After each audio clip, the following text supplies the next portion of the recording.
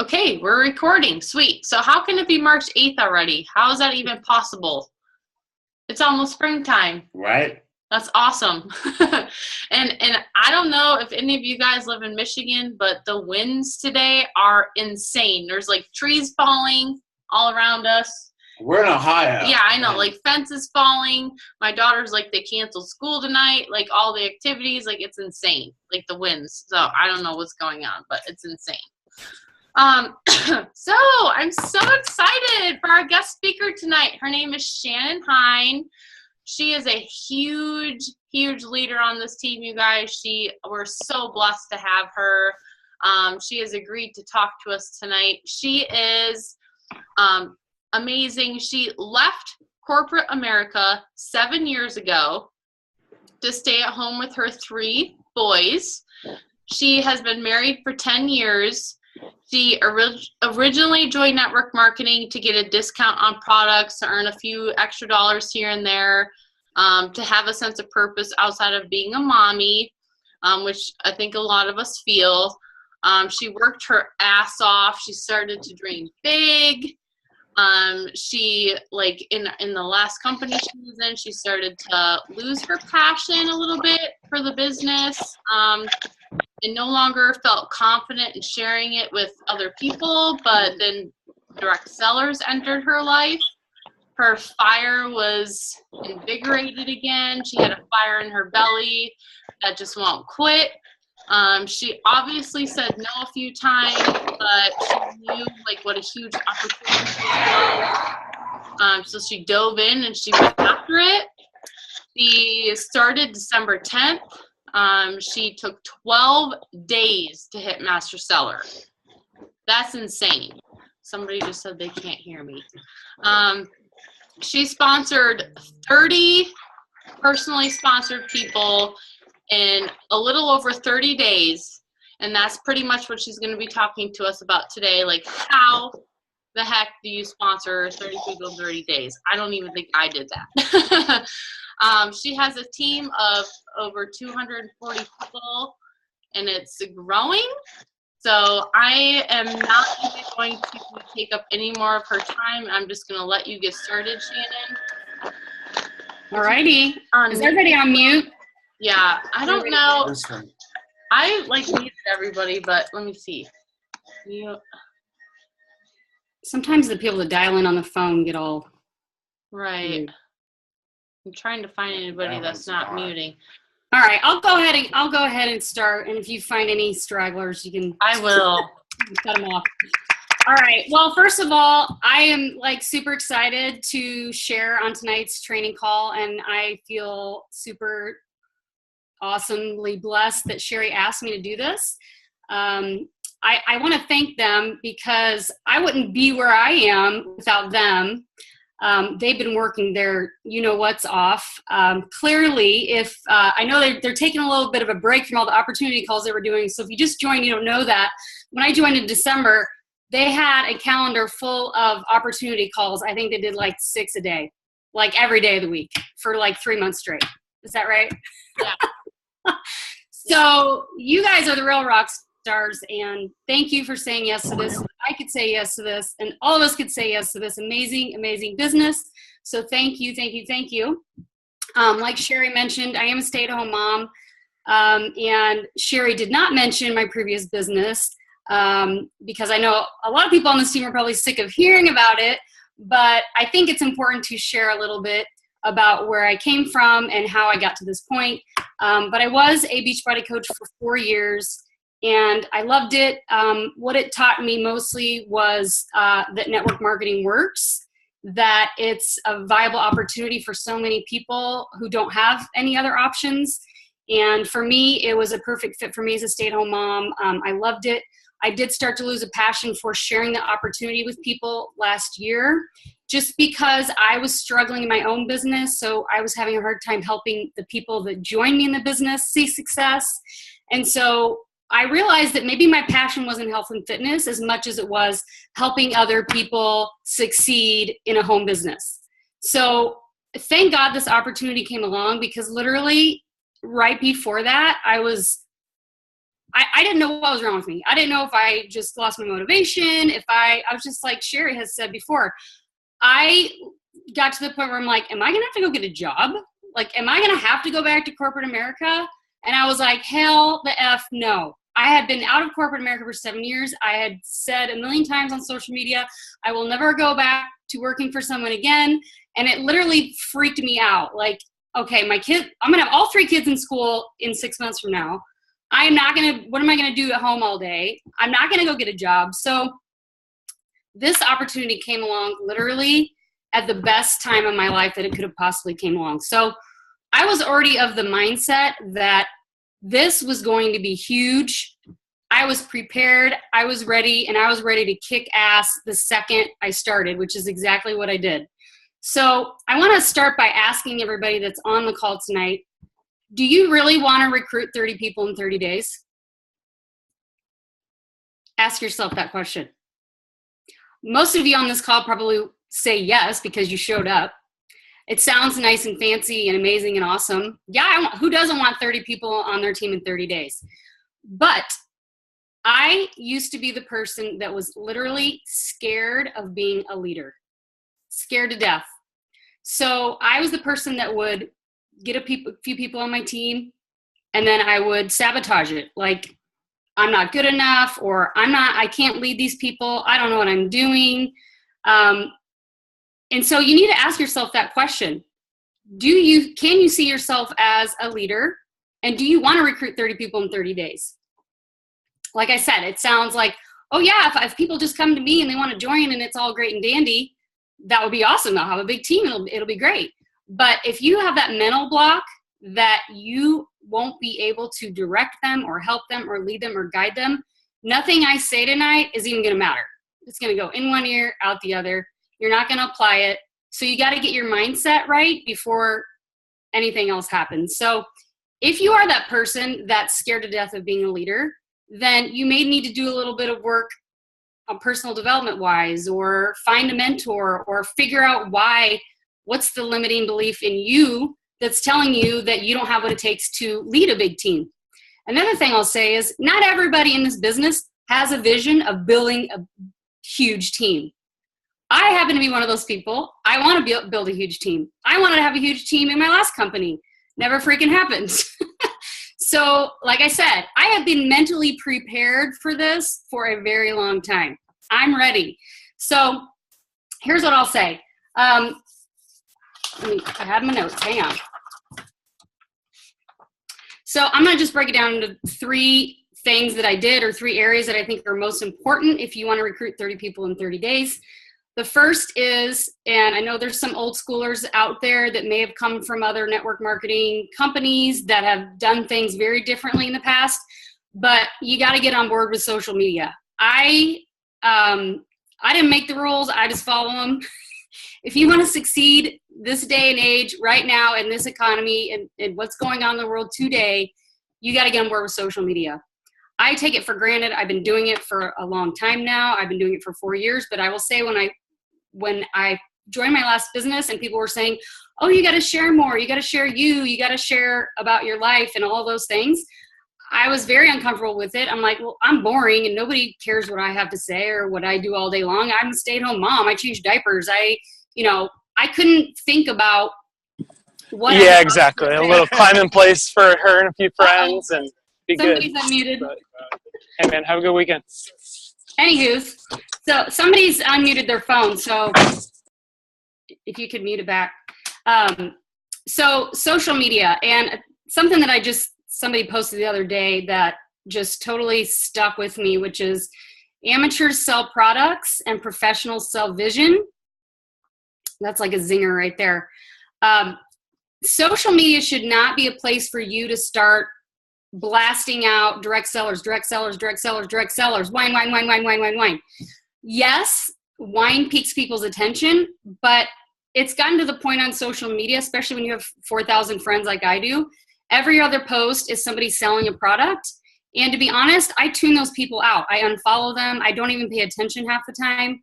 So you don't want to cut off your friends right from the beginning by just plastering your news feed with direct sellers and all that stuff. There is an art to it. My tip is to share more of you and brand yourself and share yourself more than you share your product or your company.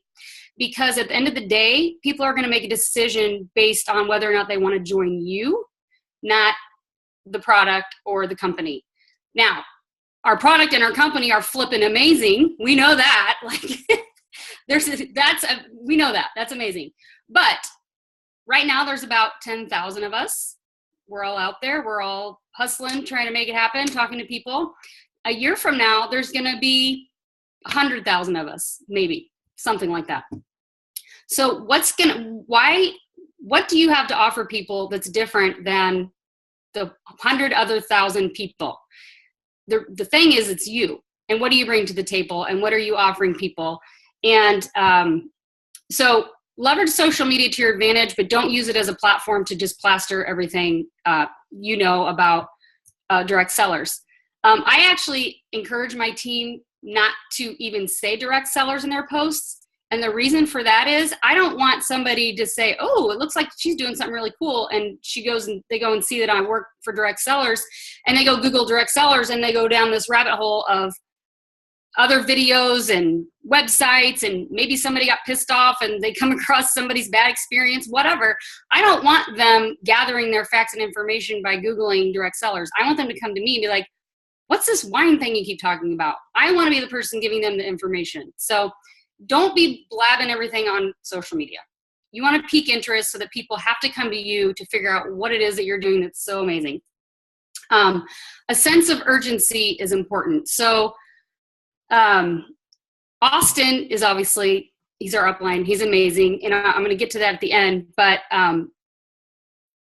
he teaches, have a sense of urgency, act like you're busy, which is funny because when I first started this, I just posted a few things and I got a ton of interest. So I was literally busy. So I was like posturing without even knowing that I was posturing.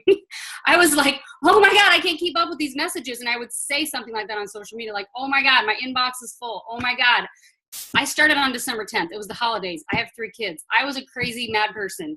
I was like, I'm so busy. I can't get back to everybody. And so when I would get back to somebody, I would have that sense of urgency, like, oh my gosh, this is amazing. I don't have time to talk right now. And I would send them a recorded call. So I was following the process before I even knew that there was a process, if that makes sense, which I'll get to at the end, which is something that everyone should adopt and follow. The last thing I'll say is network on purpose.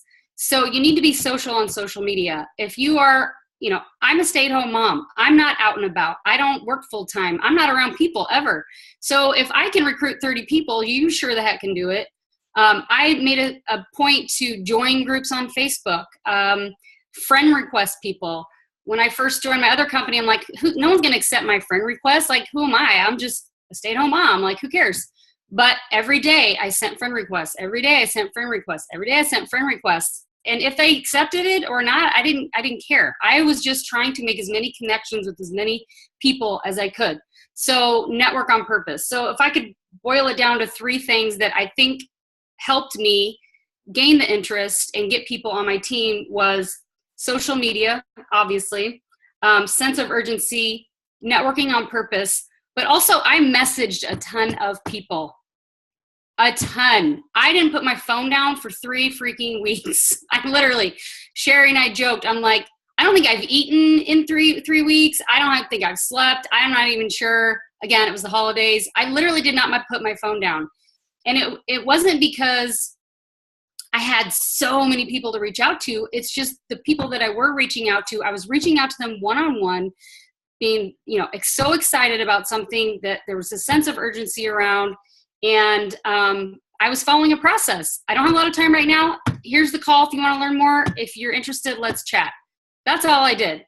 So I'm gonna tie a bow around this. But what I'll say is, and what I've learned just being here 3 months, having a team of almost 250 people, it's crazy. I've learned that we don't sell wine. We sell a process.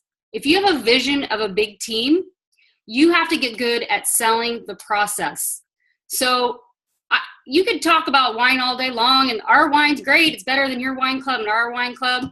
But if you are truly going to be a professional at network marketing and building a business, you have to follow a process and teach it to the people to follow the same process. And that process is what Austin teaches, which is in risingStarsTraining.com, which is in Wine Warriors, in the training.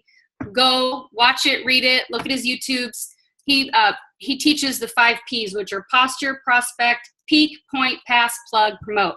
If you can pique people's interest, pass them off to an opportunity call, a recording of an opportunity call, get them on a 3-way call with your sponsor, and show them how easy that process is so that they believe that they can do it too, you are golden. If you try to reinvent the wheel, you try to try things that may have worked 20 years ago, you're wasting your time. Just follow the process. It's proven, it works. It'll work for you too. So that's all I got. Awesome. That is awesome, Shannon. Thank you so much. Okay, so first of all, I think we had a question in here. Let me see. I said I never ever say direct sellers ever. So that was a good point. I'm branding Wine Warriors. That's who I am. And do you know what people you know what they tell me when I post something and they message me on Facebook? They're like, what's Wine Warriors? They're not asking me what is direct sellers. They're not even asking me that. They're asking me what is Wine Warriors. Exactly. What that is. So that's what I'm branding myself. I'm branding our team and how awesome we are, obviously. I totally agree with that. So let me see. Someone else that was asking a question. Someone asked about groups. What do I, when I join a Facebook group, what do I say or do? They asked what kind of groups, I think. Well, I used to just post questions in there or comment on other people's things just to get noticed. So people would maybe click on my profile and be like, who's this chick? What's she all about? And just kind of look at my posts. But now I literally will go through groups and I'll look at people's pictures and see what they do and friend request them. So I'm just looking for specific people in those groups. So I'll join a group Professional Women of Cleveland. Those are people that I'd probably want to talk to. So I'll go in there and I'll see who's the admin for this group. And then I'll go send her, a message and, pump her up a little bit and be like, you're the admin of this Professional Women's group. That's amazing. La, la, la. So, I guess another thing that I didn't really even say is, the art, there's an art of messaging people. So I've been teaching my team, actually just taught this today. If you want to get in with some realtors, because realtors are a great prospect for what we do, they give wine out as gifts.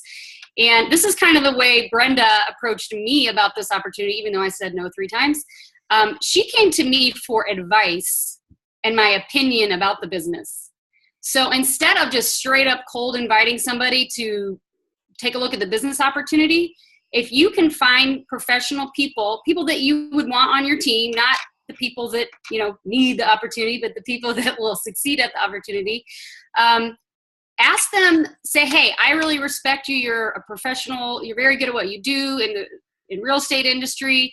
As a friend, would you mind doing me a favor and taking a look at my business opportunity and help me figure out how best to position it with other realtors? Yes. Ooh, it flatters them. Yeah, it flatters them. And because Brenda certainly flattered me. She wanted my opinion and my advice about the business. So it's kind of a roundabout way of getting the opportunity in front of people without straight up being like, hey, check out my business opportunity. You'd be great at it. It's more like, give me your opinion. Yeah.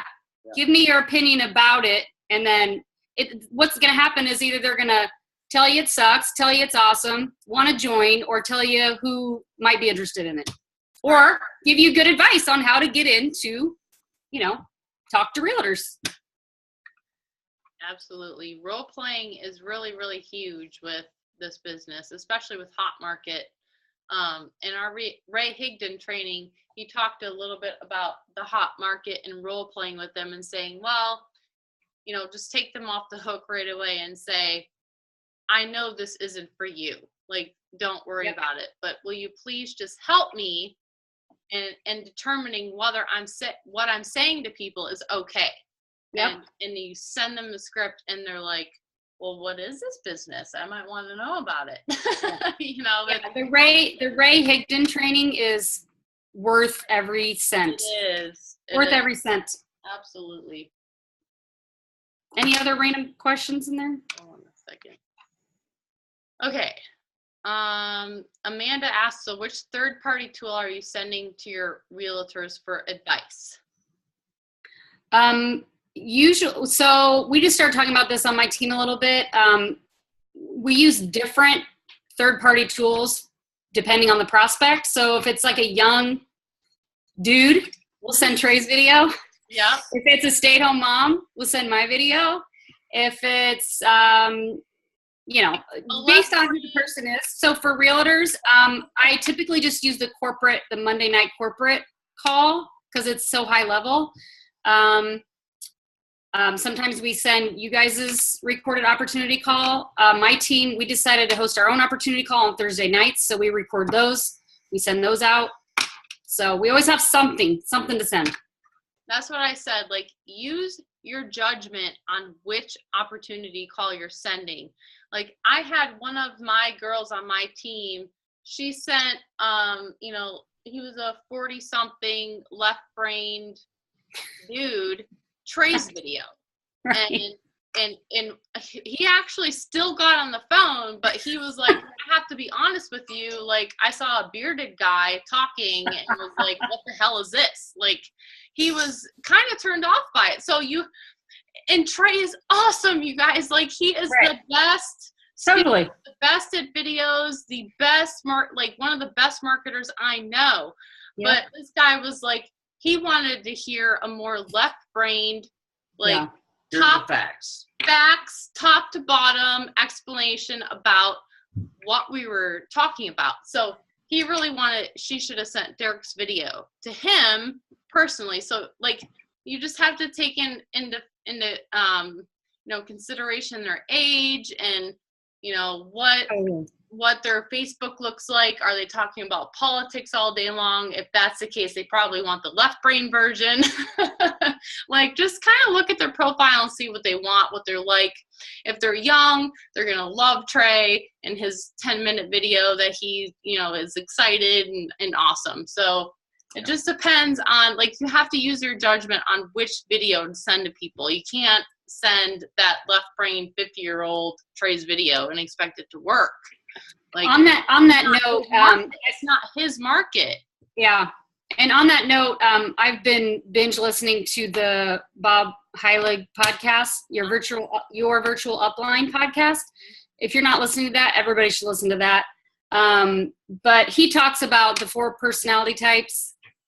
Somebody just posted about this the other day. But when you send somebody something and you ask them, what did you like best? Depending on what they say back, that's kind of the way you should take the conversation. So that's like another art that you can get good at, which is if they say, well, I like that you can earn a lot of money in a quick amount of time, then you know that they're a red personality, and you need to talk to them about how they can step up and be a leader here and all the things that they're going to want to like about it. Or you have the person that just likes to party and have fun. Oh, well, we have these events every 6 months and the next one's in New York, and so you can gauge someone's personality just by asking that question, what they liked best about what they saw, and then take the conversation down that path of, well, yeah, you know, if you just like to have fun and go to parties, then you're in the right spot, you know. So that's a whole other art, but it's in the Your Virtual Upline podcast, and it's 4 personality types or something like that. Yeah. Let me see. Any other questions in there? Yeah.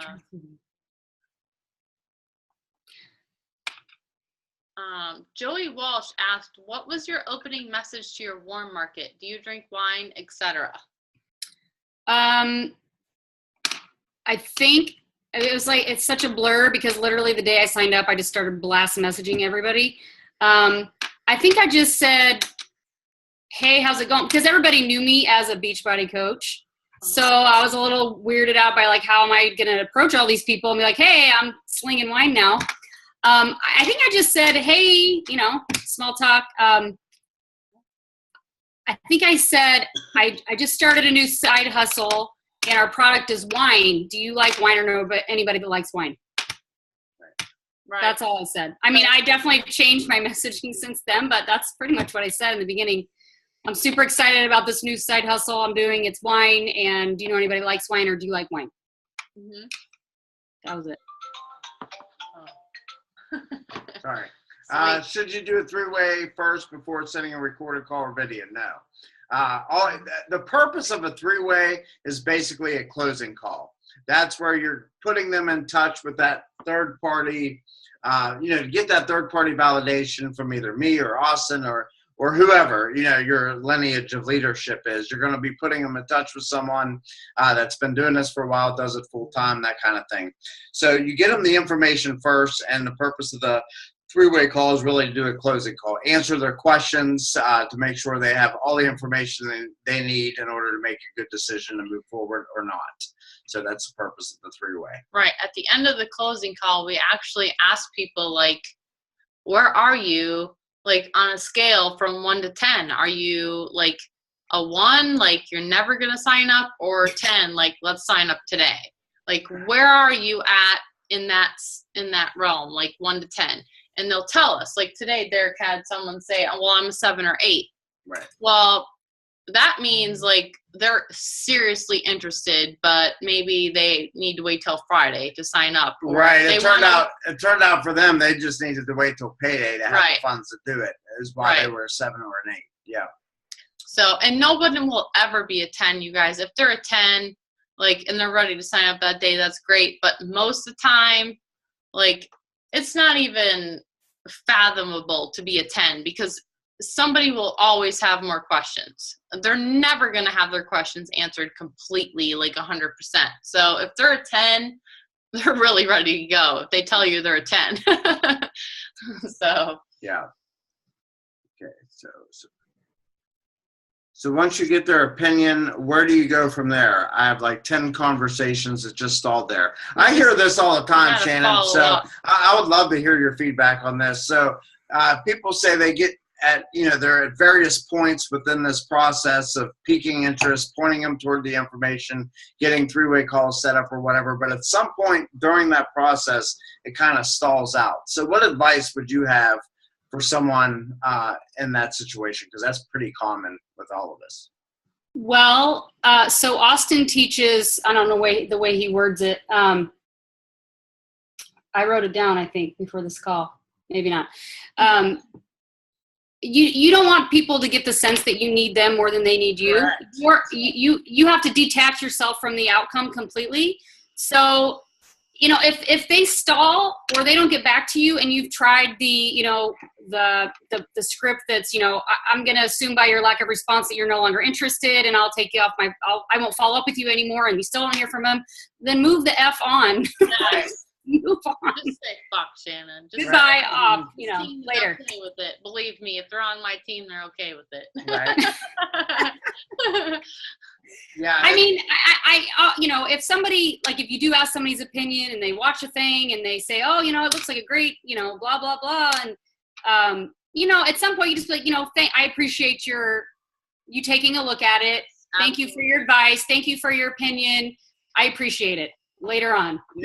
Trey put a video from Ray Higdon in our team page, yesterday, I think it was, to where they were addressing this. Like, Ray, he was addressing the issue. What do you do when people aren't responding to you anymore? Trip posted. They agreed to learn about this. And he has a 3 voicemail system where he goes through it. It's very comical how he was explaining. Yeah, it was yesterday that he posted that. We were sitting at dinner listening to it, laughing, but spitting out our foods with Ray Higdon explaining, his 3 voicemail system on what he does. And basically he lets them go. He gives the old, the premise of if you're chasing people, people are going to be, running away from you. It's natural instincts. But it's just like if you need a loan from the bank's not going to give you a loan. But, when you have all the money in the world and they're like, hey, can we give you a loan? Can we give you some money? Because they want you for it. You're not chasing them for money. They're chasing you to loan you money. So it's the same thing. It's a principle that's true in just about any area of life. When you no longer appear like you need someone, now they're coming to you like, hey, well, what's that all about? Why haven't you come to me about this? That kind of thing. So you never want to give the impression of being an amateur and looking like you need someone or any, we need people, but we don't need any particular one person. You know what I mean? So just going through the numbers, reaching out to people in a non-needy way, being a professional about it and not coming across that way. And that's an art. It's an art of learning how to, grapple with yourself. Inside you're like, oh, I just want to put 5 more people in this week. But yet when you're talking to someone, not giving off that impression that you're chasing them, like, what can I do to crack the code to sign this guy up? You never want to give that impression. But Ray did a great job. So I'd encourage you guys to watch, Ray's version of that, of how he does it. So he does a great explanation of it. Yeah. To crack the code, you disqualify them. Yeah. Be quick to disqualify. You just say, people. Look, seriously, like, obviously this is not for you. I'm moving on. And, I think this is an amazing opportunity, but obviously you don't. So I'm moving on, and like, good luck. Wish you the best of luck. Good luck to you.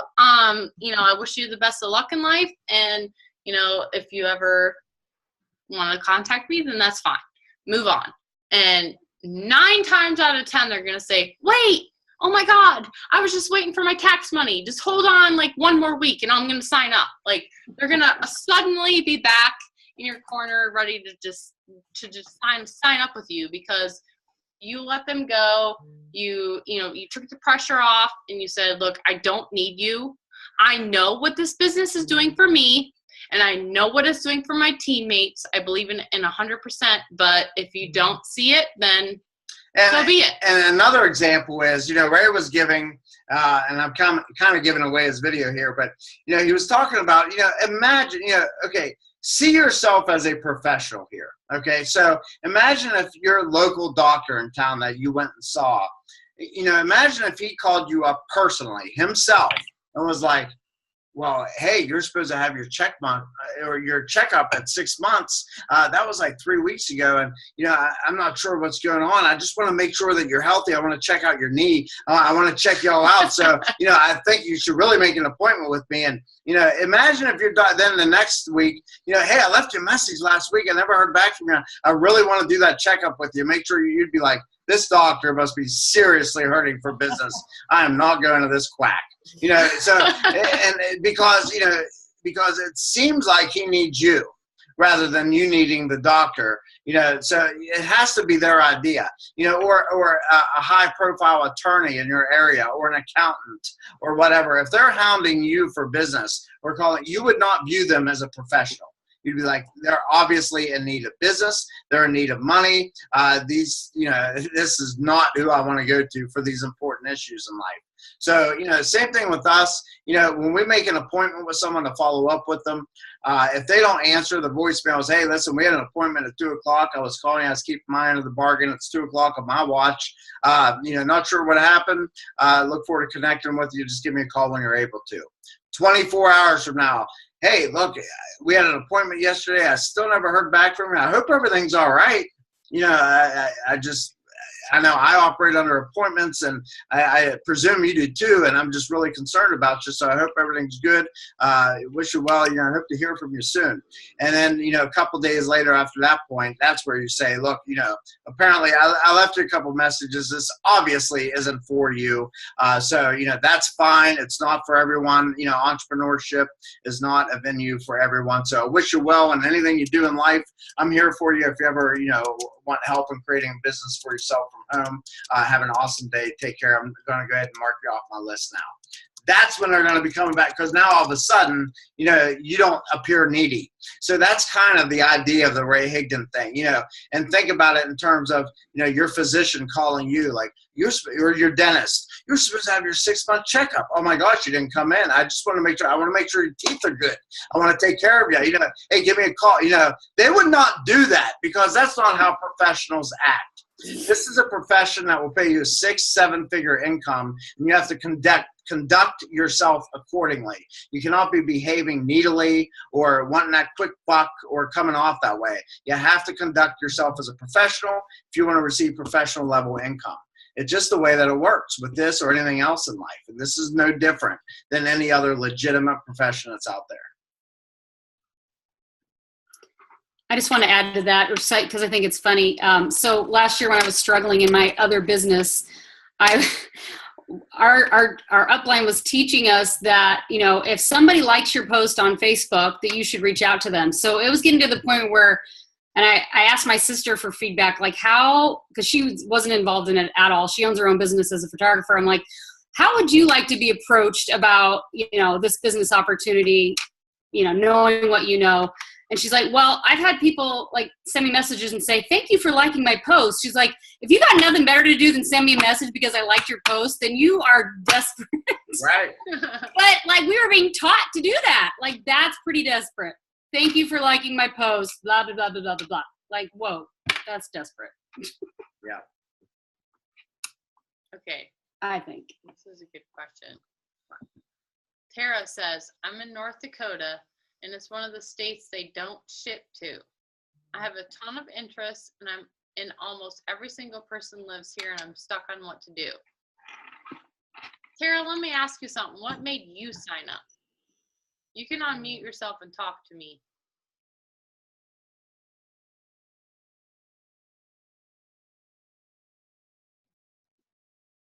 Tara, are you there?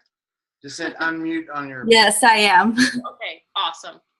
Like what, even though we couldn't ship to you, what made you sign up, even though we couldn't ship to you? I just saw the opportunity. I've been in network marketing before, and I just couldn't pass it up. I asked my questions, and I was like, okay, I'm signing up. I had my tax return, and that was it. So where do you have your wine going to specifically? Well, it is getting shipped here. I don't know if I just fell through the cracks or what, but it let me sign up. Well, yay for you. I didn't even know that they didn't ship here when I signed up. So yeah, they're actually putting a system in place to where we can it won't fall through the cracks. It will not fall through the cracks anymore. We just had a call with corporate tonight, and they're putting in to where we have to like change the state to where we're signing up at. So if you choose that you're in this certain state, it's not even going to allow you to have the wine shipped to you. It will say, hey, like you have to choose some other state to have this wine shipped to. What address do you want to choose? Like it's no longer going to fall through the cracks because we have to be 100% compliant here.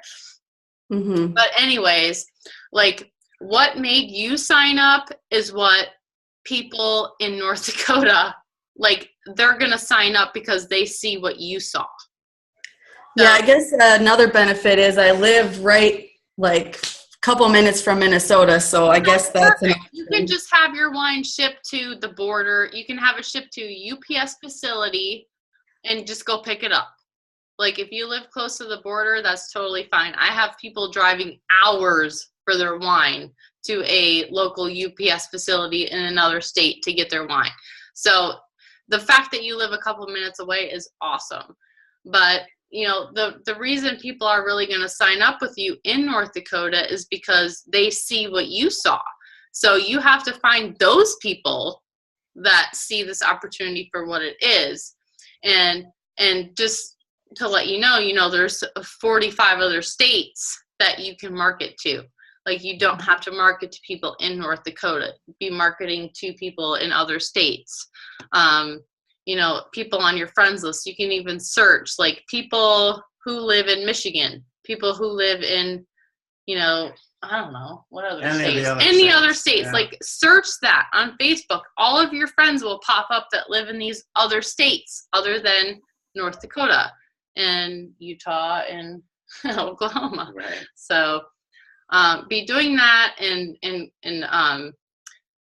anybody that is on your friends list or in North Dakota that you're talking to that sees the opportunity for what it is will overcome that hurdle of the shipping.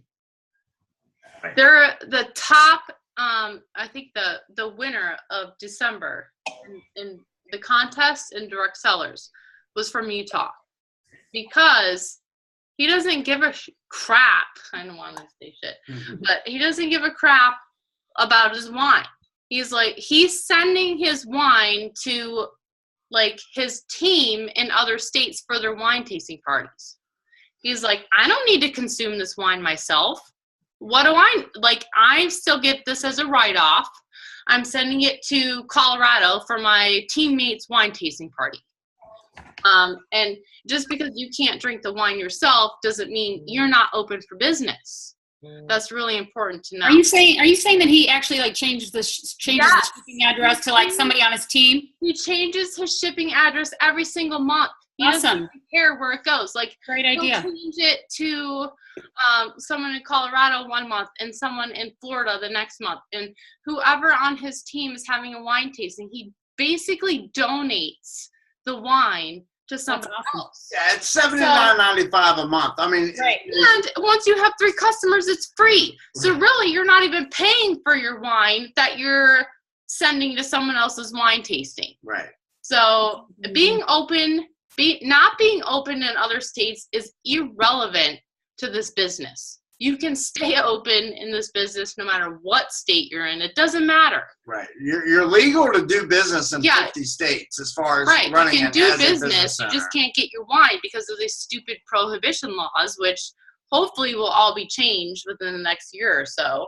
Yeah. But we can't count on that right now. So what Rory did was he got on a call with us today and told us what he does. And I'm like, that's genius. I'm like, I'll totally, if they banned wine in Michigan, I'd be like, here you go, guys, in Ohio, take my wine for your wine tasting. I'll go to the store and buy it. Big deal. Whatever. Right. It doesn't even matter. So.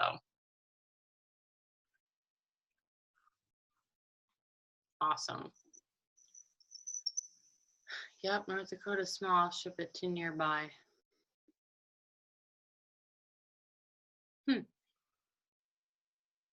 Reading the comments here. Yes, Nicole, it is genius, isn't it? I thought that was great. I'm like, I would totally donate my wine if I had to. Yeah. So. All right. Anything else? Okay, this one. Okay, we're going to take, what time is it? I don't even know what time it is. 8:43. Okay, we'll take one more question. Ooh, what? Oh my God, that's not me. I did not type that. Brandy, was that you? I'm right here. I'm not naked, right? You see me laughing out here. All I can do is stare at the computer and think, oh my God. How many people have seen that? You were naked on a live You're naked on live Facebook. No, I'm sorry. All I could do is stare at the computer when that happened and think, oh crap. You guys need to put some clothes on in your house. Jeez. All you could do is laugh. I just was like, oh dear Lord, help me, because I don't know how many people have seen that. But Nobody saw he it. does not even know. He has no idea. I was just I stared at the computer. I was completely frozen. I was like, I don't know what to do. Okay, so Juliana asked, what's your easiest way of friend requesting people? I posted something in a local ad when I first started and I got tons of cold leads, and now I'm stuck on a friend requesting people. Not sure the best way to go about it. I don't know.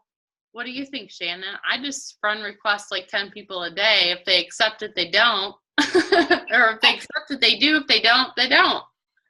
Can she clarify that question? I don't know what she means by she's stuck on friend requesting. Juliana, just unmute yourself and talk to us a second. Can you hear me? Yeah. So I guess I don't even know how to explain it. I guess my question is, how do you friend request people? Do you go off of like suggested people, or do you like, I don't know, search in your search box at the top? I don't know. I can answer that, or Sherry, you can. Go ahead. So I mentioned it earlier. So I kind of have in my mind the kind of person that I would want on my team. So like I said earlier, like I want business savvy, professional, business type people, business minded people that would get the concept of this business pretty quickly, or other network marketers that do other businesses. So I seek out groups. So like, let's say Professional Women of Chicago, I will go to that group. I will specifically go to the members of that group and kind of flip through the actual people that are in that group. I'll even go to the admins, because usually an admin is somebody that's maybe a little more savvy than others. And then I'll just friend request them. And I used to, after they accepted my request, say like, hey, thank you for accepting my request. But I've gotten to the point where I don't even do that anymore, because I get annoyed when people like, hey, I love networking with it. I just know that they're trying to sell something. So I just don't even, I don't even like say thank you for accepting. People accept my requests pretty often. So I don't know why, they just do. I don't say anything back to them. What I like to do is maybe I'll make a note of them, or I'll go to all my recently addeds and I will go to their stuff and like and comment on their stuff. I don't send them a message. So I kind of like build like our relationship that way, just in the social media environment. But yeah, I purposely seek out people to send friend requests to. Yes, sometimes I'll just go through and people I might know, I'll do yes, yes, yes, yes. The thing that I love now is that my market has opened up so much to what it used to be. Like I was very narrow in like stay-at-home moms. Now it's more like anybody in network marketing. I'll just friend anybody that's done network marketing, which is awesome, because I feel like I can talk to anybody now, which is great. So yes, I just friend everybody. I feel like when I'm friend requesting people, I go to their profile page to, I kind of hate to say the word stalk, like I'm stalking people, but I kind of am. Like I'm kind of stalking people, and see what their profile page looks like. And, you know, if they have inspiring quotes on their page, or, you know, like anything that would make you think that they are positive and they might do really good in a business like this, that is key. Like, it's like, okay, I'm sending you a friend request and I'm going to send you a message and tell you how, like, give them a compliment on their page and tell them like, oh my gosh, your page is so positive. I just had to send you a friend request. Like, I love your content. Thank you for being so positive, and I look forward to following you. Like, just give them that compliment, and 9 times out of 10, they're going to accept your friend request after sending that message. And I'm finding like recently, Facebook has made it a little bit more easy to send those messages, and people are actually seeing them a little bit more than they used to. Like, they used to go to this other folder that was hidden, and they never like got even notified that they had a message. But lately, like, they actually have a folder that comes in a message request that will actually like show up on even on their phone. So I find that it's getting a little bit easier to do that. So give them a compliment. Don't just friend request everybody, especially like if you're running advertising. Don't be friend requesting everybody that responds to your ad, because not everybody is going to be right for your business. And if you're looking at somebody's page and, you know, they're filled with negativity, like they're filled with people that are just sharing stuff from other people and they're not posting their own content, that is not a good person to even try to friend request, because they're not going to do anything with the business. They have to be their own person. They have to be, you know, sharing about their life. They have to be sharing, you know, inspiring content, stuff like that. That's the type of person you want on your team. So those are the people that you should be friend requesting. Oh. Thank you very much. Absolutely.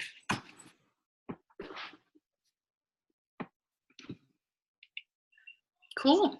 Anybody else have any questions before we end this? It's been an hour now. Thanks for having me. Absolutely, Awesome. Shannon. Thank you so much for joining us. I really appreciate your time, and keep on rocking it out.